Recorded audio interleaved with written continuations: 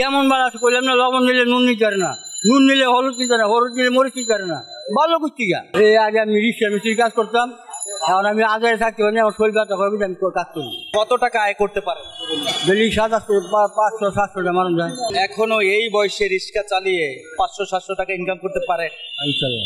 এই 500-700 টাকা ইনকাম করে বর্তমান বাজারে আপনার সংসার কেমন চলে? হিমশিম খেয়েছি, মনে করেন লবণ নিলে মরিচ নিতে না, মরিচ নিলে হলদি নিতে পারি না, আর কি কম। আচ্ছা, লাস্ট গরুর গোশ কিংবা ইলিশ মাছ কতদিন আগে খেয়েছে? 1 বছর আগে খেয়েছি কথা, কুরবানি ঈদে। এই শখ জাগে না যে ইলিশ মাছ বা গরু গোশ খাবো? আমি করতে 800 টাকা গেছি, আমগোলান গরিবে কি খাওয়া সম্ভব? ওই তো কুরবানি যাইছে, যদি কিছু তো থাকে খামো, নাইলে বন্ধ। ছেলে মেয়ে যারা আছে তারা কি আপনার খরচ দেয় কিনা? খাওয়া যায়। আচ্ছা, এত কষ্টের মাঝেও যে তীব্র গরম তার ভিতরে রিক্সা চালাচ্ছেন, এত কষ্টের মাঝেও এত সুন্দর করে হাসিটা কিভাবে দেন?